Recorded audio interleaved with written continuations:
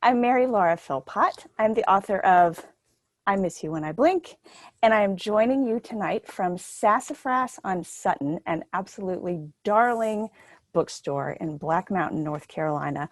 I'm actually holed up in the middle of the woods this week, and they were kind enough to offer me their Wi-Fi signal so that I could do this. So thank you, Sassafras. I know many of you from my years working for Parnassus Books in Nashville, and although it's been almost a year since I officially hung up my bookseller name tag, in some ways I have felt closer to indie booksellers than ever this year. Whether it's through virtual book festivals or in-conversation events for friends' book tours or all the creative fundraisers that stores have come up with, I've had the chance to work with so many of you in 2020. And I just want to say the degree to which booksellers are showcasing amazing innovation and resilience and just continually reinventing what it means to serve readers as a bookstore. You know, in the business world, they call that a pivot, but I think what you're doing is something far more graceful and strong and astonishing than that. It's more like a series of pirouettes. And I know you must be tired, but please know that you all look like heroes right now and you're doing a tremendous job. I mean, look at this. We're having an online trade show with hundreds of booksellers in attendance from their homes and their stores all over the country. This is phenomenal. On that note, I should offer a quick thanks to all the publisher sponsors who have lent support this year to events like this and who have helped support education and networking and all the stuff that's allowing bookstores to learn from one another and keep their doors open. One quick matter of housekeeping before we begin. Our keynote guests will be taking your questions, so please get in there and use that Q&A button, not the chat button, but the Q&A button at the bottom of your screen to chime in throughout their talk, and they'll get to some of those questions at the end of the interview. Now, I have that giddy feeling like you get at a reunion or a wedding when people from different eras of your life are all in one place. Booksellers, you're my family. And our keynote guests tonight are two friends who I also think of kind of like book cousins.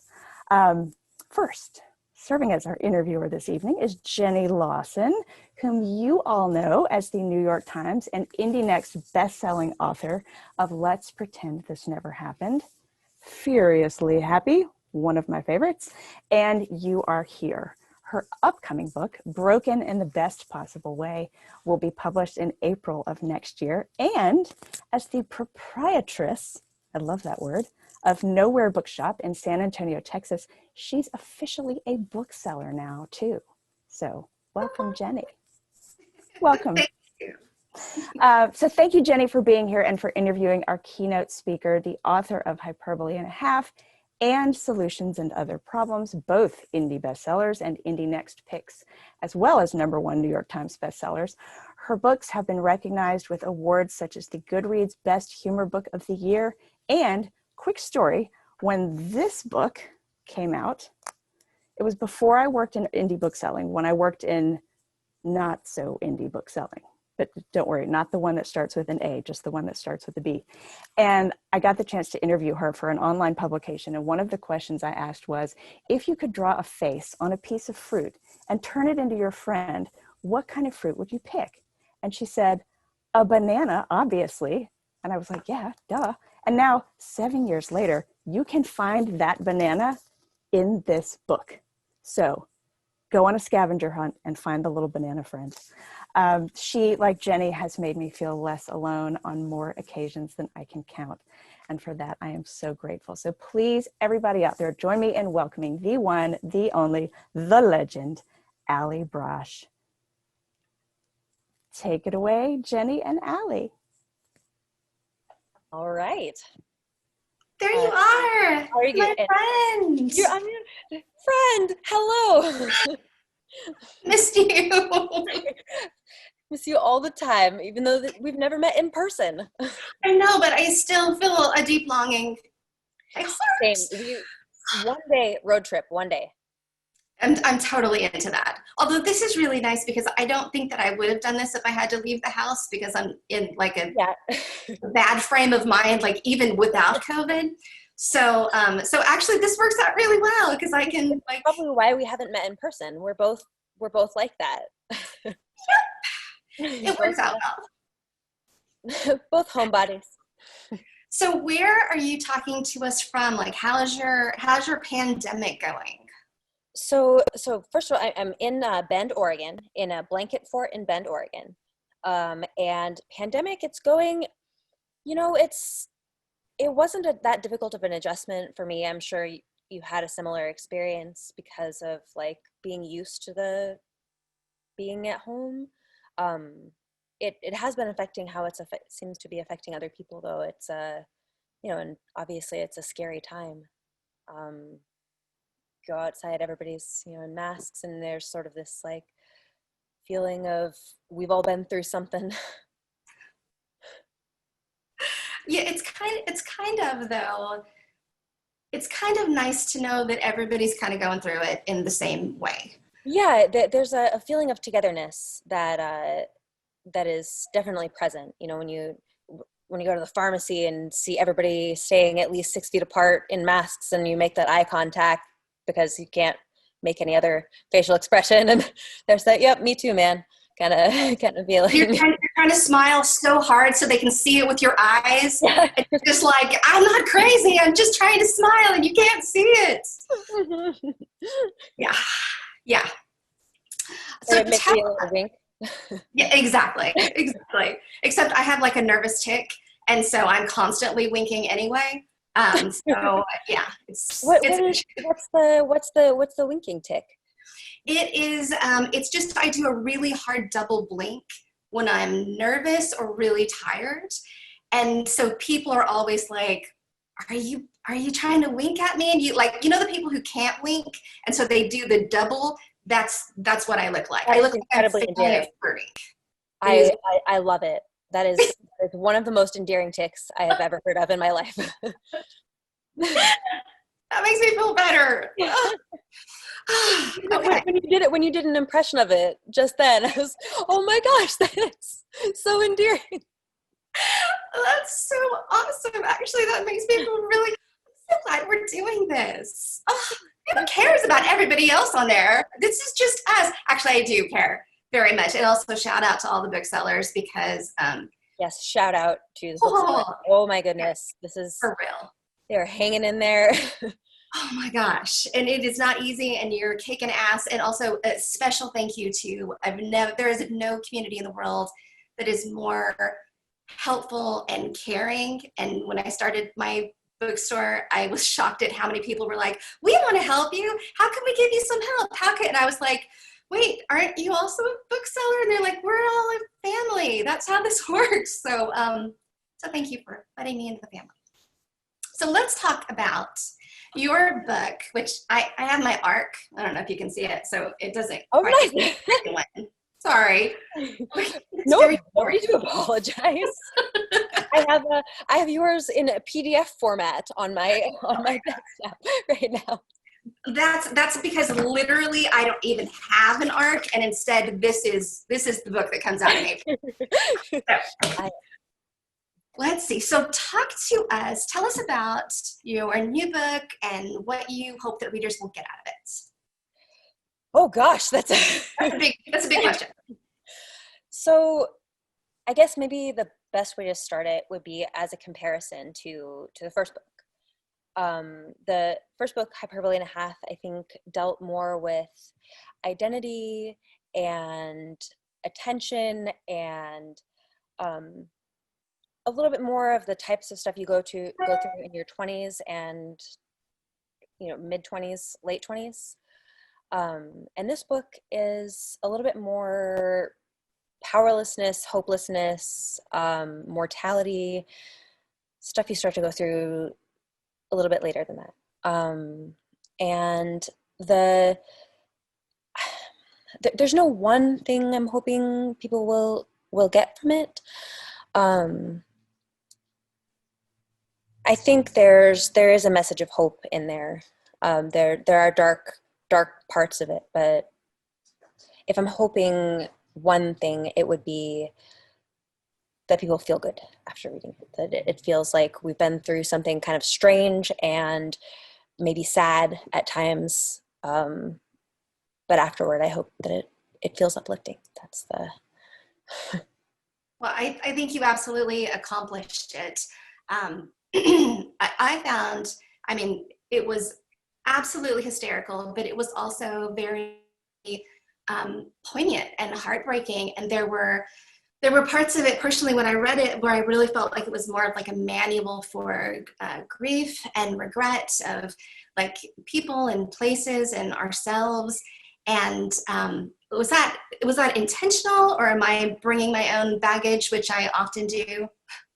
It intentional in the way that, like, I think I'm always trying to capture like an honest type feeling, like whatever I was going through at the time. I'm trying to capture that in images and words, and so it's, I suppose, intentional in that way. Yeah. Yeah, it was interesting.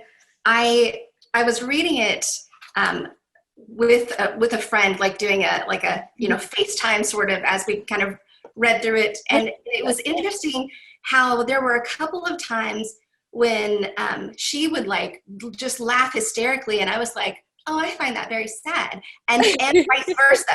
And I was like, you know what? This is true art, because it is a reflection of what you're going through. It makes you feel like, oh, she's with me.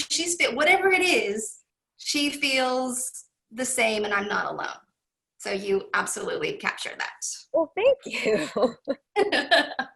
I try to leave enough ambiguity so that there's not, so people can have different reactions to it.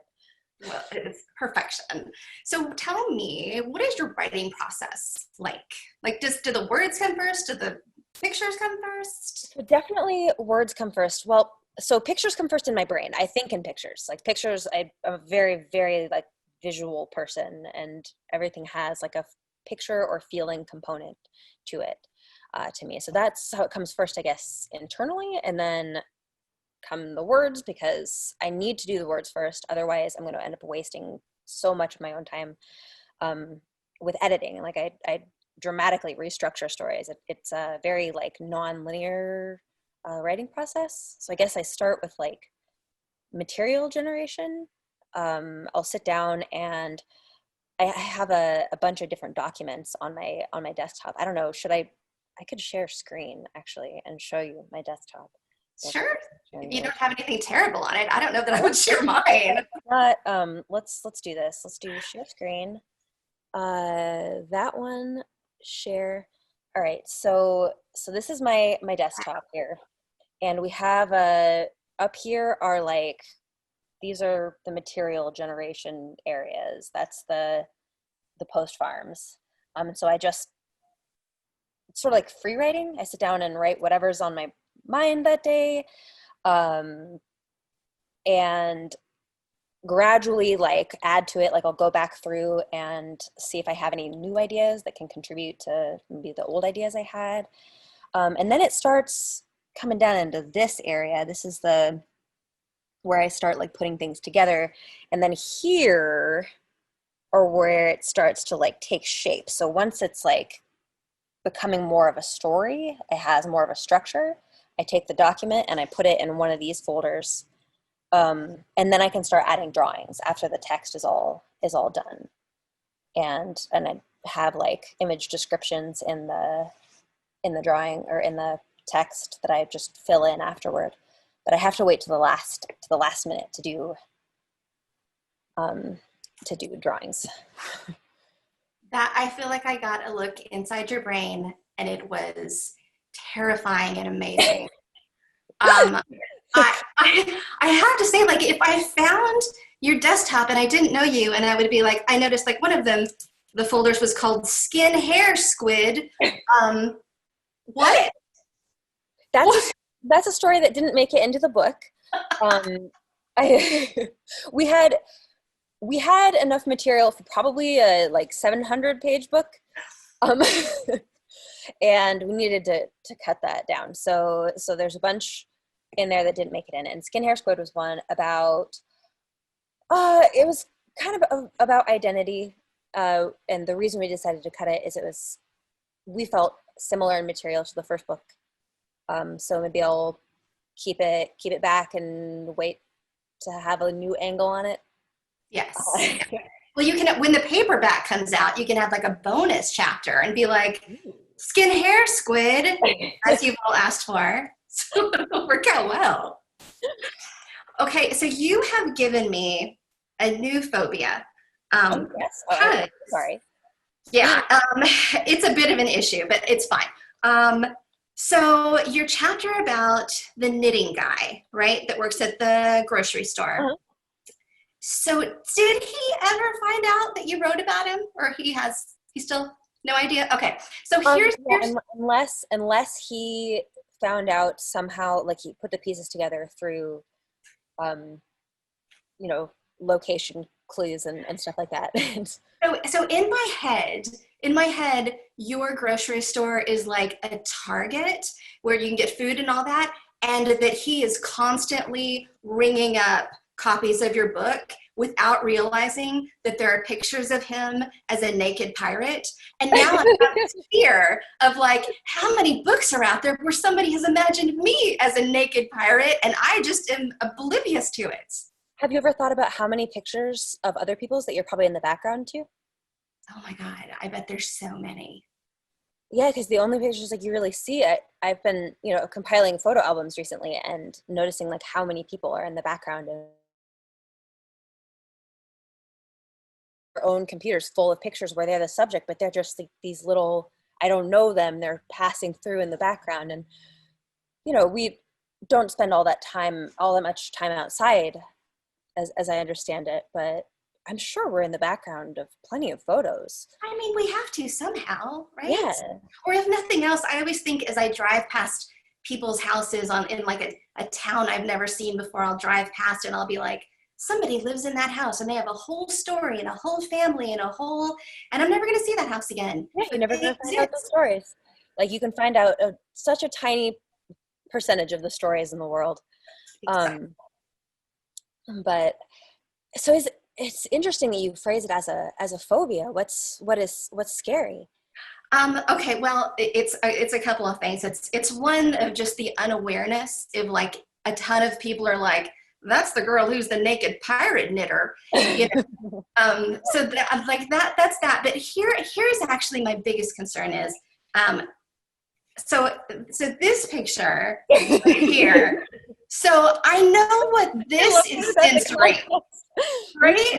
What is that censoring? Do I not understand genitalia?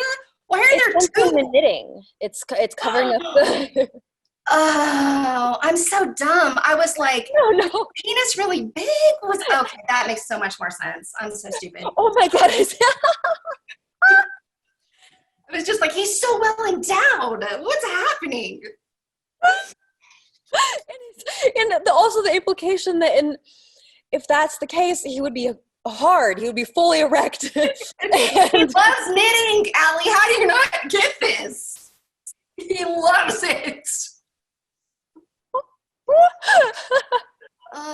That's how much he loves knitting. He's making a cozy for it. I don't know. They're never going to ask us to do this. Oh my God. That's so funny. Okay, so here's now I want the rest of this just to be like alternate interpretations of the art. Yeah, you're gonna get so many penis cozies sent to you, like knitted. It's gonna be the new thing. So these pictures. That is the one that I was kind of like, is that gonna make people have? You know how when you're like sitting down to do art of a kind and you're like, how, like, if my goal is to make people feel a certain way, how ethical is it to make them feel this way? Well, I have to say, this did not give me a phobia because I thought it was really beautifully done. What it actually made me want is for you to make a horror graphic novel, because this is terrifying. And as I was looking, I was like, this is some really, and you can't see them because they're up higher, but I like collect horror manga and horror graphic novels. I love it. I think I learned a lot about writing comedy from horror, just from like the foreshadowing, there's a lot of similar mechanics, and I'm a big fan of horror. Amen. It is my number one genre, and so I'm so glad to hear you say that, because I think a lot of humorists, maybe we all feel like that. Maybe we all feel like the scary is the easiest thing to relate to with comedy. And I think it comes out of, like, in a similar way that, like, writing comedy, I feel like it's a self-defense mechanism for, like, sensitive people who are trying to find some way to, like, take the barrage of shit pinging off of us and turn it into some, I don't know, get on the other side of it so it feels like you're laughing with it instead of Exactly. Yeah. When I was, yeah, for me, when I was it feels a kid, like no, you go. it feels like a similar type of proving to yourself that you can handle it. Yes. Yes. Um, Yes. When I was a kid, I was afraid of the dark, and my dad decided, in the very best of 80s dads, decided I should get locked into a room in the dark, which is not really a good way to handle somebody with anxiety disorder. But my idea was, I will make noises like monsters, and then the monsters will be like, oh, she's one of us. And so, yeah, and so the same thing with horror. I'm just like, if I just get real comfortable with the zombie apocalypse, then speaking in public maybe won't feel that scary, because I'll be like, well, I'm still alive. yeah. So maybe there's like a common denominator between horror and comedy that I think that we're responding to. Speaking of common denominators, when you were little, you hid in a bucket. When I was little, I hid in my toy chest. And I'm wondering if that's because we are now, because we both are somewhat reclusive, are we regressing to our childhood, or, as I like to point out to my husband, were we just child prodigies at introverting, and we're just getting better and better? Maybe that second one. I feel like it's a leading question. There's a distinct possibility that we are prodigies and potentially even world leaders in introversion, if there is such a thing. So your writing is extremely honest and authentic. What made you to decide? Oh, thank you. What made you decide to let it all out there? That's a deep question. I don't know the one answer to it. Like, I don't know. I think it started out as like, there's always been a desire to like communicate or like connect in that way in me, and I think it started out as like a drive for attention earlier on, like in my early mid-20s. And now, though, I don't, because like once I kind of got that attention, it was like a very strange experience for me. I think I didn't realize how, like, the extent of how introverted I am until that happened. And so my motivation now feels quite a bit different, but it's still sharing, I guess, still communication. I think that there's a lot of value in being honest, because when you're honest and people like respond to you, it feels like they're really responding to you. It feels like they're, whereas, I don't know, like I've written some stuff that's less, it's, not like pointedly dishonest, but less honest in a way. And it doesn't feel, I get that like imposter syndrome way more with that stuff. So maybe it's like avoidance of imposter syndrome. Ever regret the things that you've written? I mean, what author doesn't? I would wonder. Regret, though, like, is there anything that you're like, oh, I wish I never would have written this? Or is it more a process of, well, this got me to where I am? It's a learning process. A bit like trying to understand that I have been different than I am in the past. And, it can be an uncomfortable thing having these like relics of different times of your identity out there, but not necessarily regretting anything unless it like was harmful in a way. Like there have been things that I say like early on, before I became like more well known, that I've looked at and been like, oh man, I wish I would have like been a little bit more delicate with this person I was talking about. Not in any like major way, but like I don't want to say anything that like hurts anybody or causes harm. How about you? Do you feel you have any deep regrets? Yeah, in a way, yes, and in a way, no.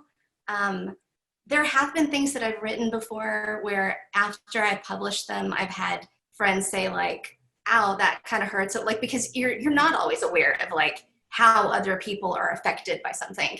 Yeah. And, you say something that's a deep sensitivity. And so there are definitely those things, but at the same time, I'm like, but I wouldn't have known that my stuff could affect people so strongly if I didn't accidentally do an overstep. And people are, the wonderful thing is people are so kind. They understand like your intentions, where they're like, listen, I'm going to come to you from the side and just be like, let's have a little learning moment. This hurt my feelings. And so I could be like, oh, no, okay, I get it. So that's really helpful. I will say, very kind. Yeah, it's I think I'm learning to trust my readers a bit more. Yes. That's been a recent thing, but yes, they're kind. The stuff that you write is so it's funny and wonderful, but it's also like real strange, right? Like it's very strange, and I mean that as a complete compliment. And I was recently talking to somebody, and I was like, there are two reasons why I absolutely just love your stuff. And the first is you give me permission to be strange, because I kind of feel like I'm out there on the fringe of like fucked upness. And then I read something that you write and I'm like, this is hilarious. I can be weird too. This is okay. So first of all, the feeling you are a pioneer. As are you. I would legitimately count you among my earliest influences. You're the best. And then the other thing is, so both you and Samantha Irby, when I read your stuff, so often I will read a tiny little part and I'm like, that reminds me of a story, and I'll feel like I want to tell you the story, and I can't like call you and be like, let's talk about the story, because I don't like to talk on the phone, and so instead I will write the story. So there are chapters in my books that are these basically they're imaginary conversations that I have had with like you. I need to ask you this. I need to ask you this question. So yes. I have this thing where I like hardly ever hang out with my real friends. I just like isolate myself, but I have these like imaginary relationships with my friends that are like, that I do instead. That I'll sit, this is like what I daydream about. I'll put on music and I'll like curl up in bed and just have these like fantasies about me doing stuff with my friends, like going, this is the time my friends and I went to the roller coaster park. This is the time my friends and I did a road trip. And 100%. Okay, good. Okay, so I'm going to tell you my fantasy that I have had, and it is very long. This sounds creepy. It's not sexual. I have very long fantasies about you too, by the way. Oh my God, what if they were the same fantasy? What if they, like, I'm kind of wondering maybe if they were, and on an old computer, I swear to God, I planned out this would have been like when we were commenting on each other's blogs early on. I wrote out like my dream road trip that you and I would go on.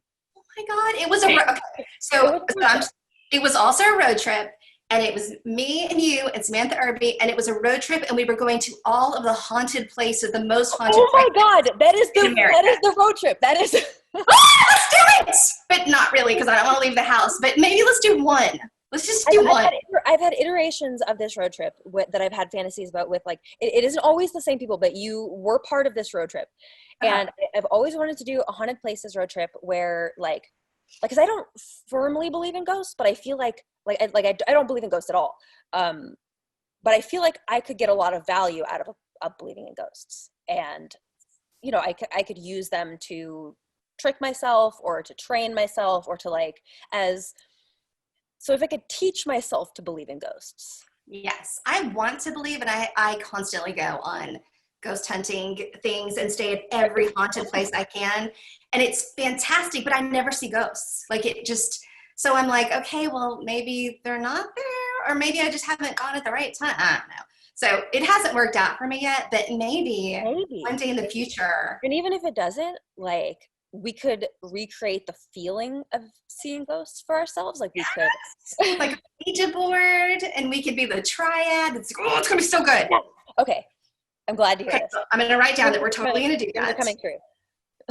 Let's see. Got it. Okay. So let's see. Dun, dun, dun. I want to make sure that I have not missed any of my important questions. Oh, who should we be reading right now? What?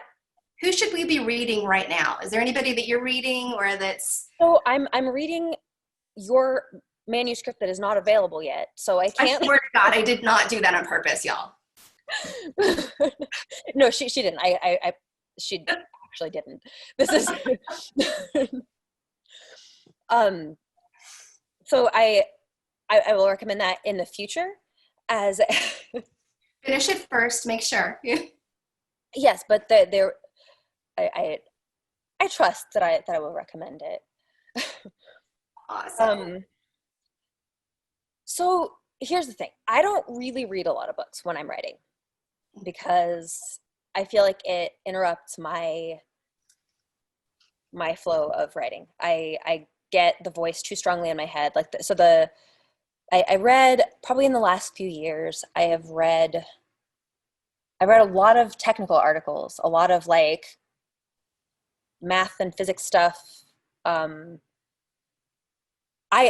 know one book. I do know one book that we should all be reading right now. It's called The Intuitive Guide to Calculus by Khalid Azad. He has a website called Better Explained. But it like that book changed my life. It actually did in a meaningful way. That sounds like a joke. No, it's not. It's he's a brilliant man, and it's sort of like a supplement to the hard math of calculus. And I don't believe you would need a like very big technical background to understand it. It's just like his explanations, like there are visuals, like, you know, the Fourier transform can be compared to the recipe for a smoothie. And then there's like, you know, he breaks down how it works in terms that are relatable to the everyday person. And so it's like a calculus made simple to people who don't want to, you know, or who don't have the time or patience to read the full book yet, the full calculus textbook. And I think it should be a supplement to like every, I don't know, even if you're learning calculus super, super seriously, it's a good book. I don't know how you managed to make a supplementary calculus textbook sound good, but I'm literally going to put it on my to-read list. I'm on like a big like promoting math kick in my, anybody who will like sit still long enough to talk about math. I'm like, listen,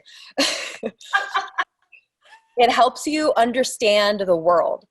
It's when people describe why math is important in math class, they don't do a good job of it. I don't think like it's that just all these scenarios that are not going to be applicable in hardly any scenario, where it's like, if you're camping in the woods and you get lost and you need to find your way back, you can triangulate where you are using trigonometry.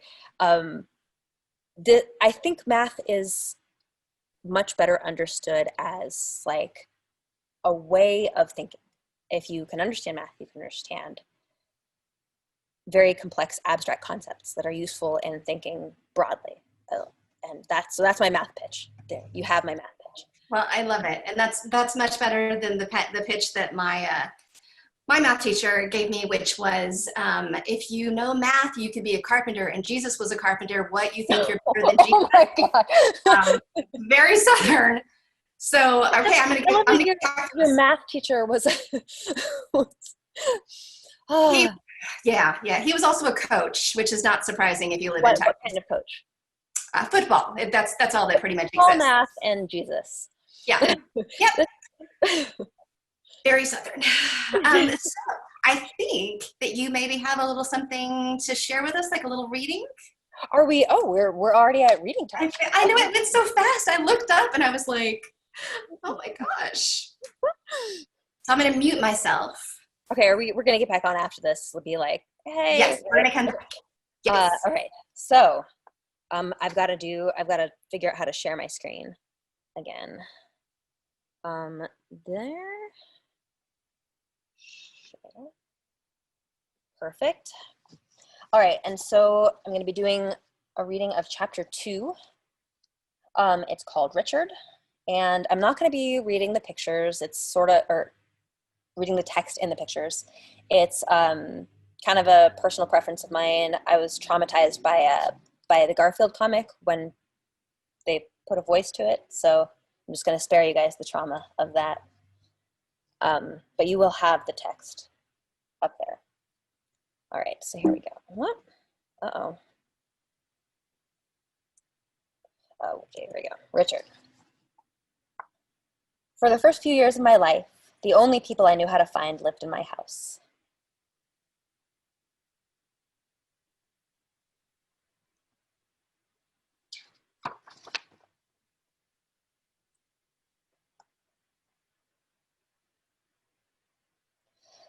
We had a neighbor, Richard, but Richard was quiet and rarely outside for long, so I didn't know about him.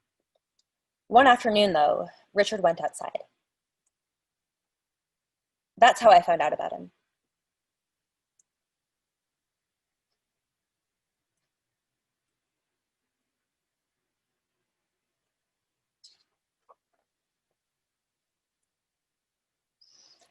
I did not interact with Richard. I just saw him. He probably didn't even know. He stood in his driveway for a minute or two and then went back into his house. But I saw him. I think that was the main thing.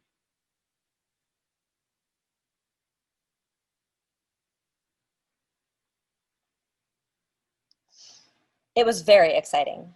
A person lives next to us. A person. He lives right there. And I saw him. When will he go outside again? What else does he do? Does he know about Dad? Who is his friend? Does he like whales? Is his house the same size as ours? Which room does his grandma live in?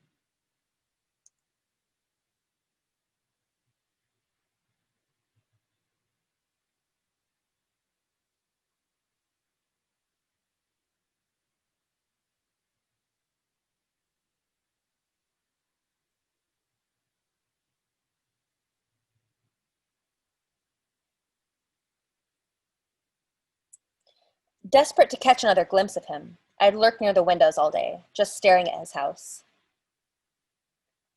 I think I expected it to go somewhere. You can't find out there's a person living right next to you and then never get any answers. Maybe if you're 100 years old and you know everybody, but not if you're 3. Not when it's the first stranger you know how to find. I just wanted to know more, anything.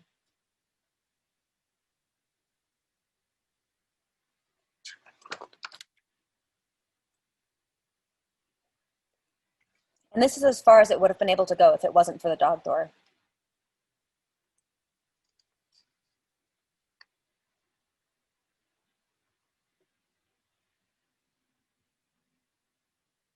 My grandma usually supervised me while my parents were at work. She'd drink screwdrivers and do the crossword. I'd run around the house and do whatever. If she hadn't seen me in a while, she'd check to make sure I still had all my fingers, but escaping wasn't a big concern. The doors were locked. Just in case, there were jingle bells on all the handles.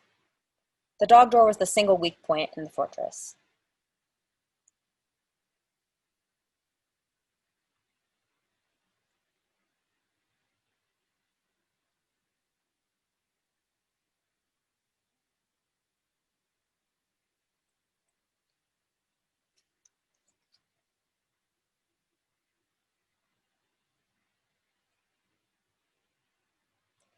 The revolutionary impact the dog door had on my ability to observe Richard was second only to the discovery of Richard himself. I was cautious at first. I just wanted to get a little closer, just a little. I'd sneak out through the dog door and go stare at his house from the edge of our driveway, hoping this would summon him. When it didn't, I'd sneak a little closer. Maybe it'll work if I stand in Richard's driveway.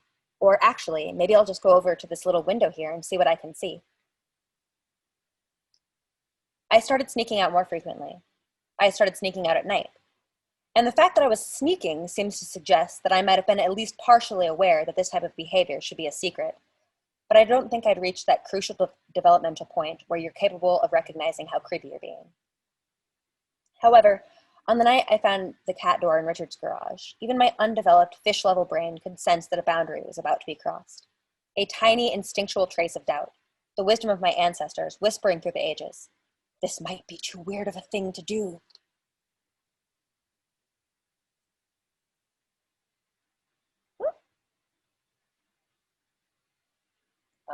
What? Okay. How do I make it full screen again?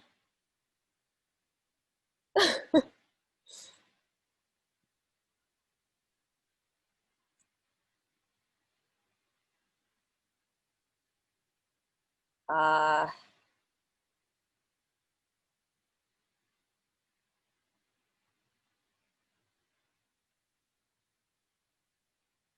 okay, hold on, everybody. We're from current slide. There we go. Okay. Got it. All right. So we are debating whether it is too weird of a thing to do to go in through Richard's cat door. Of course, one of the main features of undeveloped fish-level brains is poor impulse control, and before I could complete the thought, I was in Richard's living room. I hadn't prepared for this possibility. I had dreamed of it, sure, but I wasn't expecting it to happen. So I just stood there for a little while and then retreated to regroup.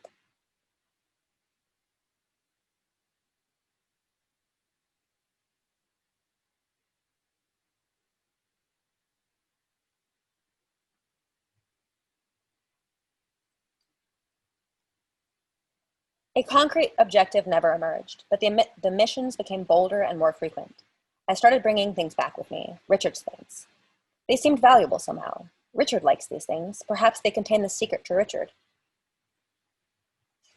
A nonsensical collection of Richard's possessions slowly accumulated at the back of my toy drawer. This would prove to be my downfall. Long before that, though, my mom noticed that I'd mysteriously disappear sometimes. She wasn't worried yet because she didn't think I knew how to get out of the house. But one day she asked me where I'd been. And I said, hanging out with Richard. Hanging out was a misnomer. Richard had been hanging out by himself, and I had been standing in his hallway just out of view. But this was concerning news to my parents. They didn't even know that I knew Richard, let alone that we'd been hanging out. They went over and knocked on Richard's door and asked him about it, probably with thinly veiled suspicion regarding Richard being a child predator. And Richard, who was still somehow unaware of all the hanging out we'd been doing, told them he didn't know anything about that.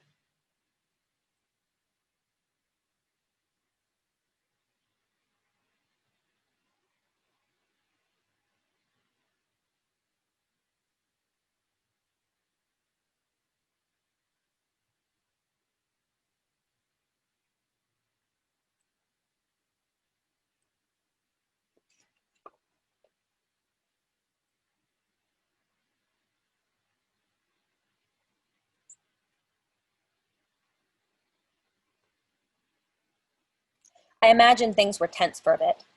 The suggestion that I'd been hanging out with Richard was disturbing for both my parents and Richard. But the clues piled up. I couldn't control myself. I took more things, bigger things. I also branched over into hiding things for Richard to find. Pretty rocks, pieces of string, letters I tried to write. At that age, I didn't know how to spell very many words, so the messages were fairly cryptic. The entire alphabet, followed by the word mom and a drawing of the sun. Rampant scribbling, hundreds of tiny circles, and... Is this a spider? The spider was supposed to be Richard. I hadn't figured out how many arms and legs people are supposed to have yet, so I just put a whole bunch on there and hoped it was enough. I didn't want him to feel offended because I shortchanged him on legs.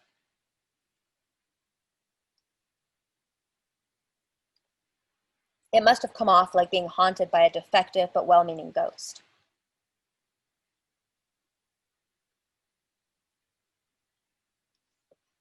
The connection should have been obvious, but when faced with a mystery like, where did my remote control go? Why is there a piece of paper with a child's handwriting on it hiding in the VCR?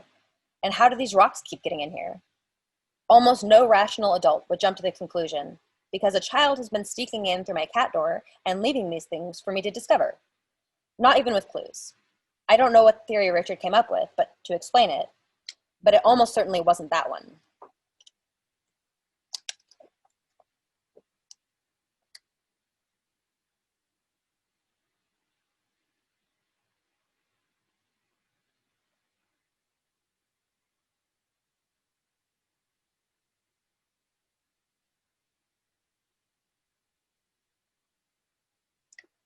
Similarly, when faced with a mystery like, why does our child keep disappearing? And why has our child been hanging out with our 40-year-old neighbor?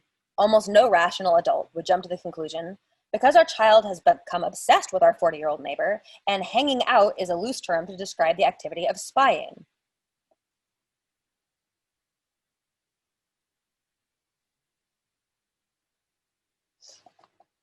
The thing that finally blew my cover was stealing Richard's cat. Stealing it wasn't the original plan. The opportunity presented itself. I seized it. It was a strong animal. Getting it into the drawer was difficult.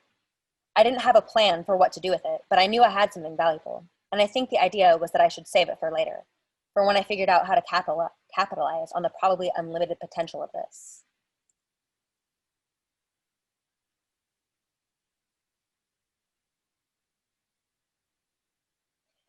It lived in the drawer for a while. I don't know how long. Hours, probably. And now it is time for a quick fact about cats. Cats aren't good secrets because under extreme duress, they have the ability to make a sound like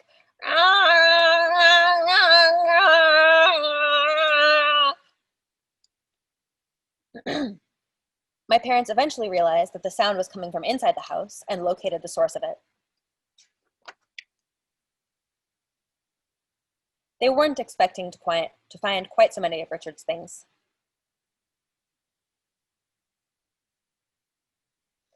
I don't know if they put the pieces together immediately or processed them individually as they came up. First of all, there's a cat in this drawer. How about that? Next up, there appear to be a considerable number of objects under the cat. This one is a shoe. This one is a piece of bread. This one is a credit card bill. Huh, it's addressed to Richard the neighbor.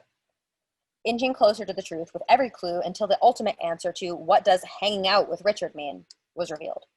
There was more than enough evidence to answer the question. And that's got to be a strange moment for a parent. There's this omnipresent fear of predators and monsters, and you never quite expect to find out the monster is your kid. They confronted me after a strategy meeting about how the fuck to handle this. That's not something the books prepare you for. There's no chapter on what to do if you suspect your child is a predator. There's no Hallmark card for, sorry we accused you of being a molester. We didn't realize our kid was sneaking into your house and stealing your spoons and animals and watching you while you sleep. We're really, really sorry. That primal shame instinct I'd felt in Richard's garage flickered back online a little bit. Looking at the objects and the freaked out cat and my parents' confused faces, I realized that, yeah, maybe this had been a weird thing to do.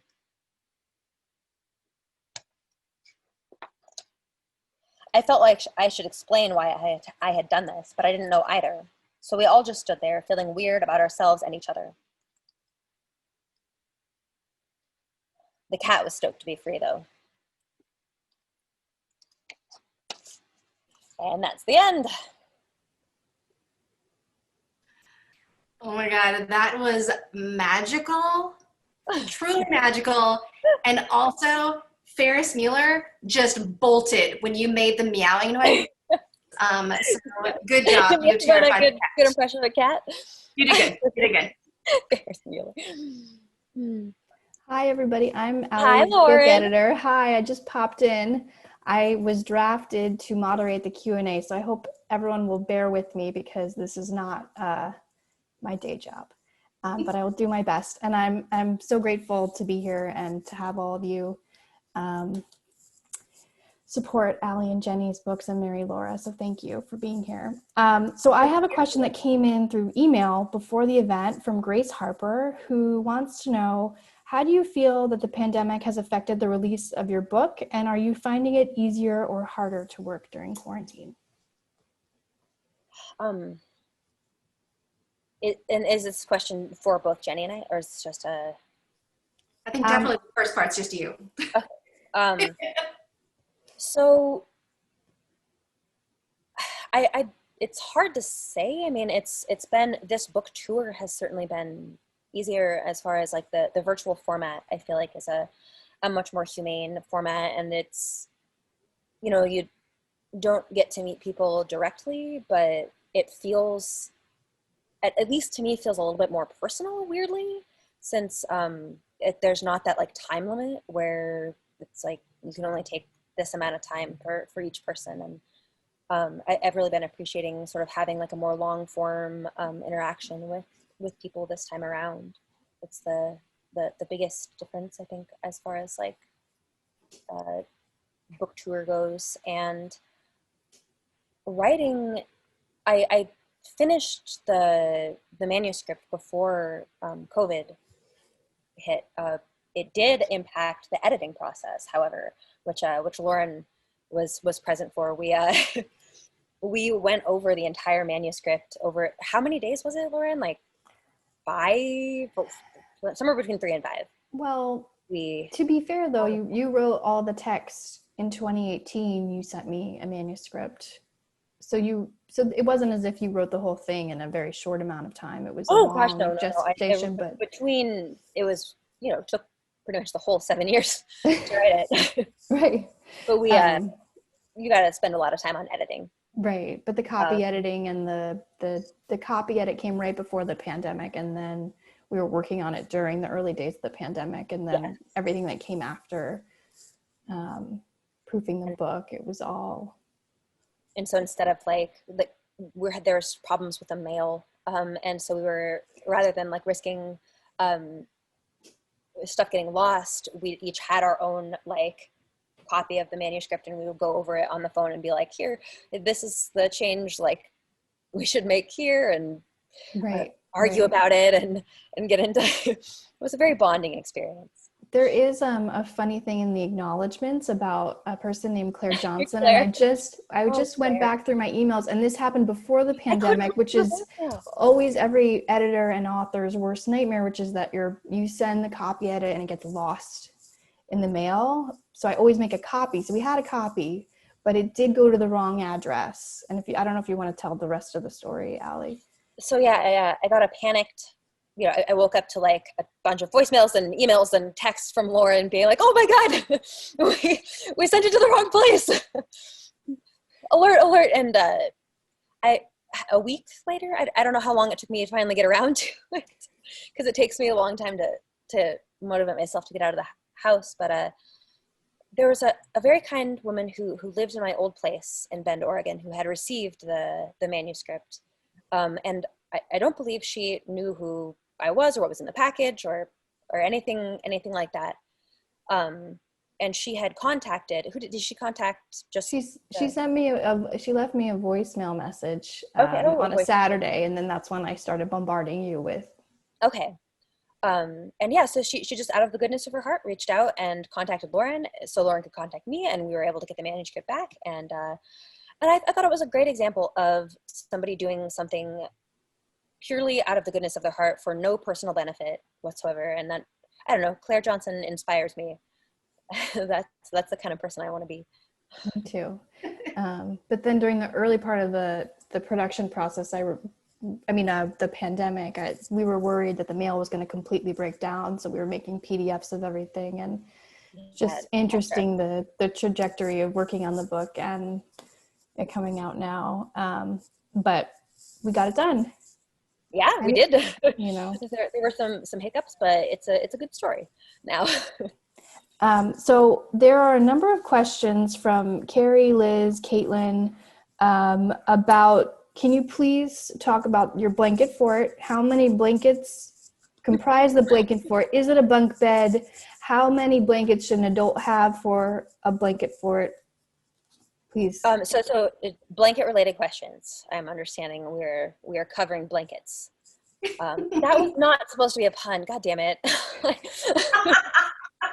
So good. No, don't encourage it. It's a bad. So how many blankets? Let's see. Making up the roof. This is a quilt my mom made on the roof, and it is a bunk bed. The frame of the object is a bunk bed, and I do not remember where I got this blanket. A gas station, probably. This is just like needed a blanket on a road trip, and this is a gas station blanket. This one I got at a coffee shop. It was after the pile dog started getting sick. That was a really, really hard time for Kevin and myself, but especially Kevin. She is his, like, he raised her from the time she was a puppy, a little puppy, and sort of his like dog daughter. Had a extremely close relationship with her, and when she was diagnosed with this untreatable liver condition that she eventually ended up dying from,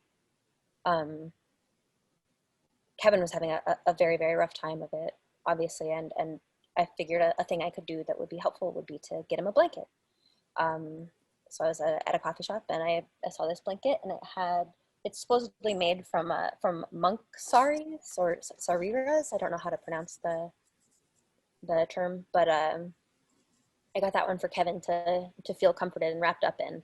And part of the backstory of that answers the question, how many blankets should an adult have? Blankets are kind of I have a lot of blankets. I deeply, deeply love blankets. They are a thing you can interact with in a meaningful way, a possession that you can have that you can have around you at all times, and like they remind you of a story or of the person who made them. Like my mom's quilts remind me of my mom when I'm around them. So I think that the average adult should probably have however many blankets you need, man, like however many blankets it takes to get through to get you through, that's how many blankets you should have. This is another one that I have my mom made. This blanket I have had God, for 15 years now at this point. It's been on or close to my body for pretty much the entire time. So I'm such a homebody. So yeah, blankets are good. I think I'm a fan of blankets. I have no problems promoting blankets and what they're doing for the world. And I think that we should all have more blankets. Strongly pro blanket over here too. Blanket, very pro blanket. Mm-hmm. Pro science, pro blanket. Yes. Pro science, pro blanket. All these are good things. So that kind of sort of segs into Sarah Holt's question from Left Bank Books. So I always assumed, Allie, that you were writing in your blanket fort cave hole somewhere, not attached to the internet, not attached to time, in your zone. And then you've been posting on Facebook about what you've been doing over the last 7 years. And Sarah says she's been following your Facebook photo albums, and she's fascinated by your night walks and your morning time.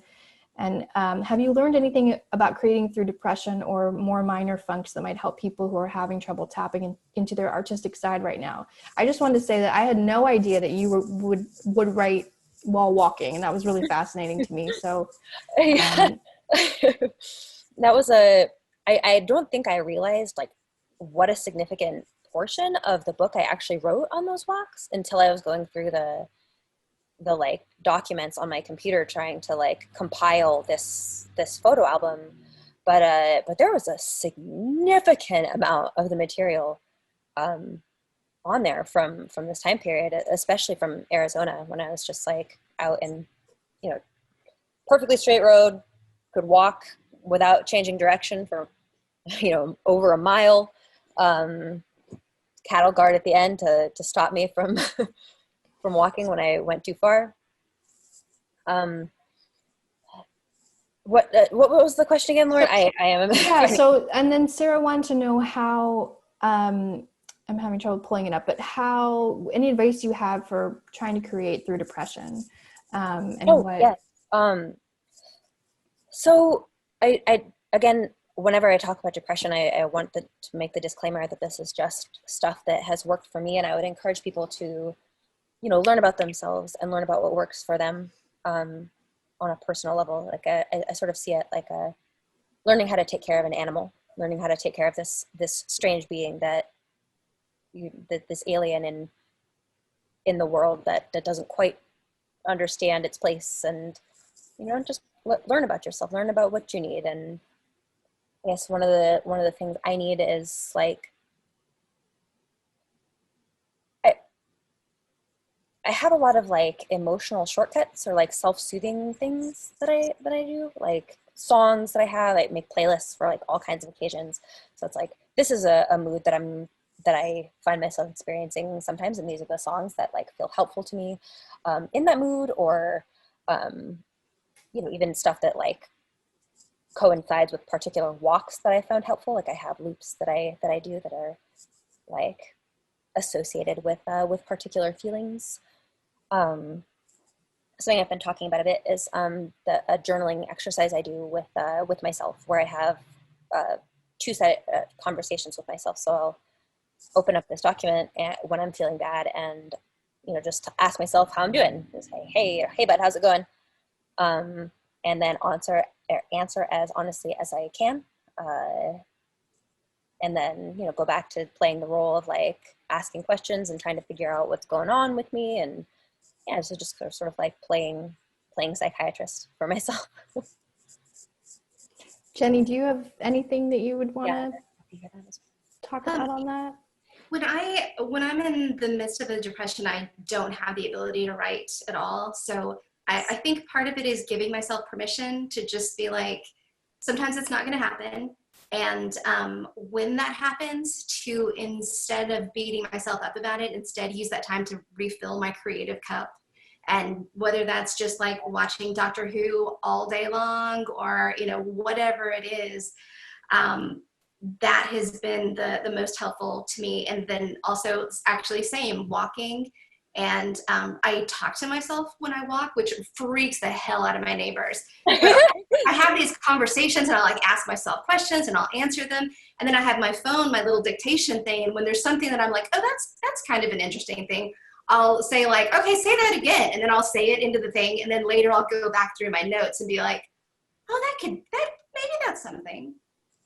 That's, yeah, I relate to everything you just said. That giving yourself permission for it to not, you know, to not be feeling it, because it is a weird thing to be trying to like write comedy when you're feeling really sad, or whatever else. Like depression often, I think, the stereotype is that it's just sadness, but it's all kinds of, you know, hopelessness, numbness. Yes. And I love what you said about that what works for you doesn't work for everybody else, because like for me, it's numbness. It's like an uncomfortable numbness. And because I've written so much about mental illness, I kind of felt like, I kind of understand, you know, different types. And then I had someone who was really close to me have a mental illness crisis.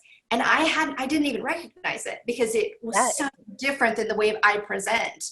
And so it really made me realize that we are all so individual, and you just have to find the thing that works for you. There could be like commonalities, you know, like I think probably pretty universally depression is going to be an unpleasant feeling. Yeah.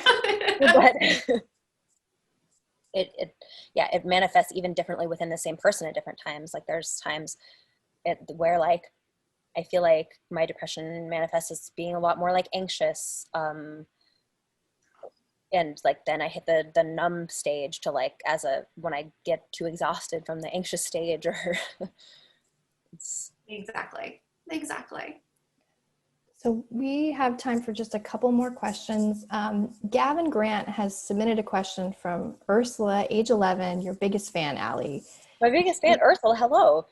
And she wants to know if the Simple dog is still alive right now. Fear not, Ursula. Is she any smarter or more doggish, any less something, or is she just wandering around kind of aimlessly as you speak?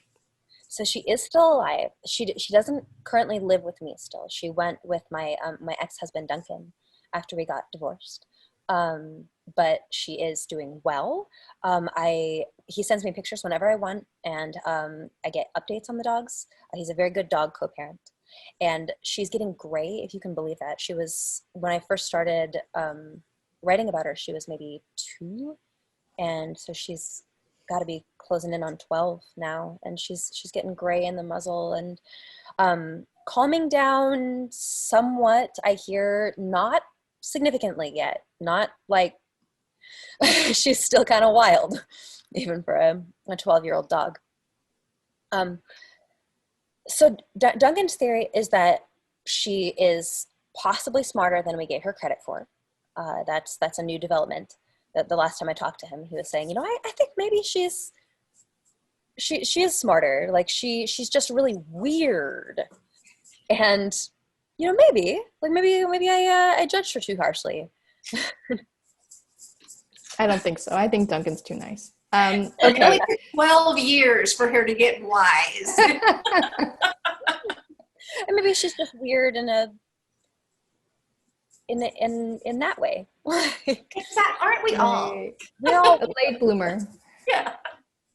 So we haven't talked as much about your art or drawing style, and Melissa has a question about the medium that you use: marker, paper, all digital, paint. And then since I have a little bit of a window into your process, Allie, I thought I would add to that to ask you to share a little bit about how you draw faces and sort of the research that you do, the selfies that I remember you one time showed me, like a picture from the movie Castaway of Tom Hanks, and like that was going to be that you keep pictures of faces to help you draw.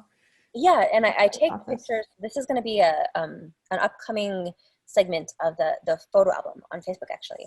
I don't know if I could share screen and show some of my, let me get it out before I share screen. And figure out. I think there is one right now on Facebook. There's a little selfie and then some sketches that you've done of that expression. And a long time ago, the New York Times did a video about you, and you showed some of those, which I think they're in the video. But anyway, I just thought that was really fun, and it was fun to watch you do that. I do have a thing that I think could be very useful for this. But to Melissa's question, it's all digital, right? Yes, it's all. So I do some drawings on paper. Like I do thumbnails on paper if I'm like really struggling with a scene, because I learned how to draw with a pen or pencil and paper. So it's, if I'm really struggling, I kind of revert to that tendency because it's easier when I can see my hand. It's still like a bit foreign to be drawing with the tablet. Oh my goodness, where on earth would these be? I really want to show these.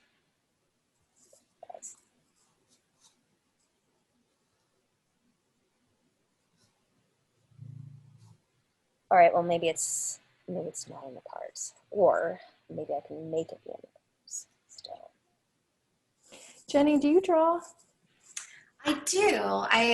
When I wasn't able to finish this last book, I made a sort of a coloring book of just random stuff that I draw that kind of saves me during depression. But it's not on the same level, and it's not funny, and yeah. Although I do, whenever I sign my my name, I draw a cat, and then I looked at all of Allie's cats, and I'm like, these cats are so much better. So sad cats. Okay, so I have the reference images up for share screen. Okay, so this is for another chapter that didn't actually make it into the book, but possibly will be in a different book at some point. The muscles are so good. So I improvise when I don't have, when I need to draw somebody a lot bigger than me. Oh my God.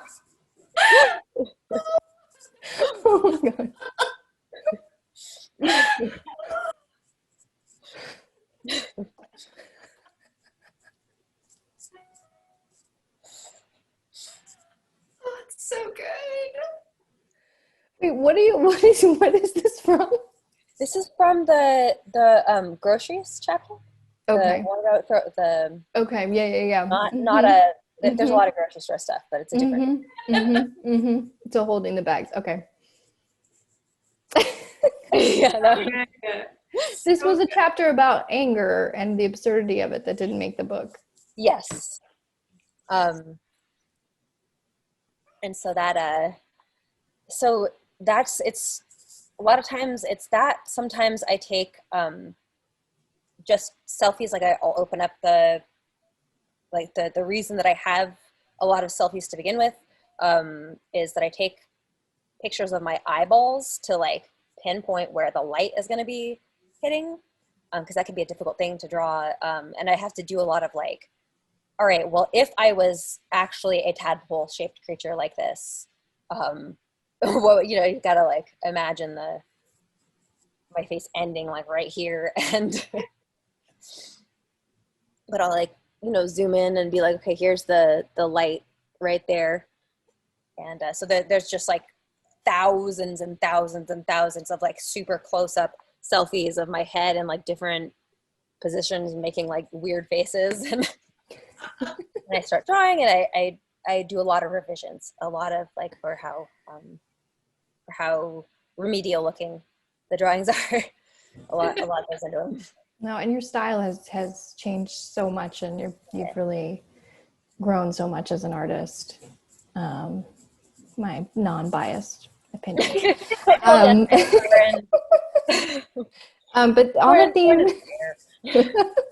the theme of anger, I think we'll make this the last question, if that's okay. Since we've gone over, from Emily Hall Schroen, I hope I'm not mispronouncing your name.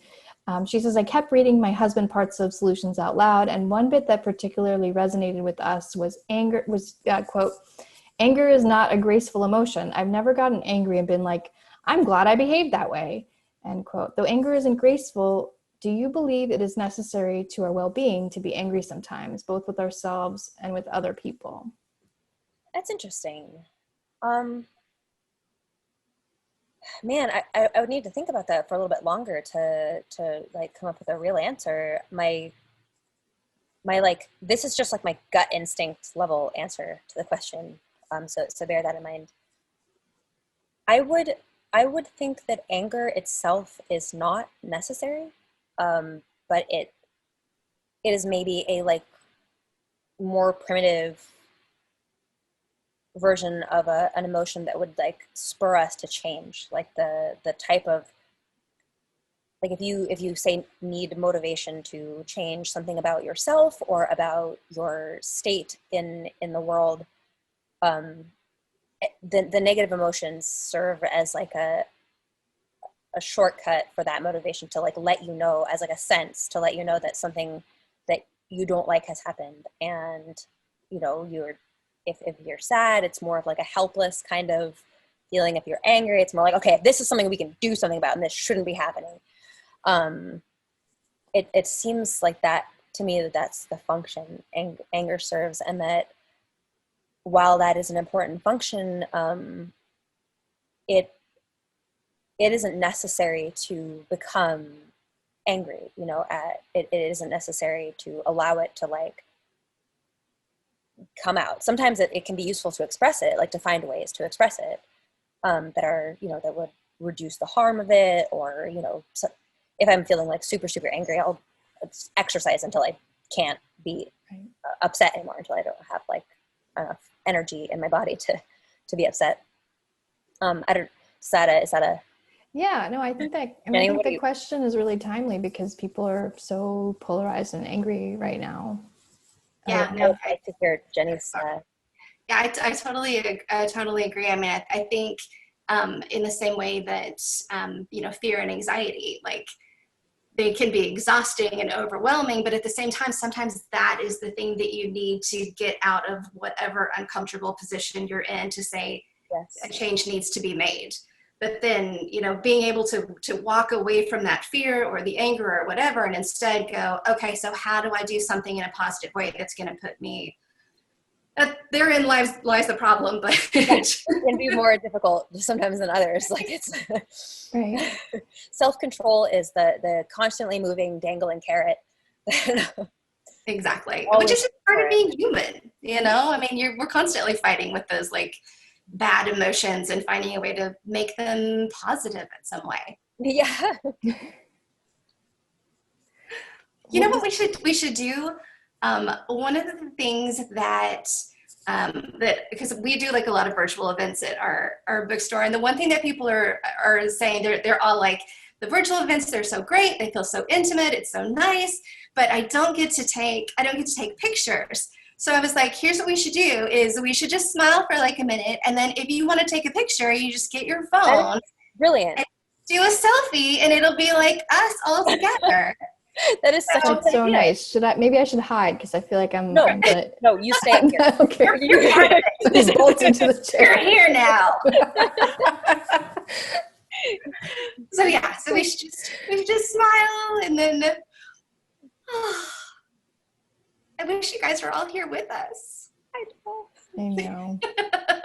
But this is more humane. Come on, we shot Allie out of a cannon last time. And Jenny, you know what a book tour is like. It's hell. It absolutely is, and I already am sort of planning my own for next year of doing it virtual, probably. So there's some good things about it. No, I miss the energy of it and getting to see all the faces. But this is a much more like chill energy. I think for everybody involved, it's more humane for the readers too. You don't have to stand in line for. Yes, exactly.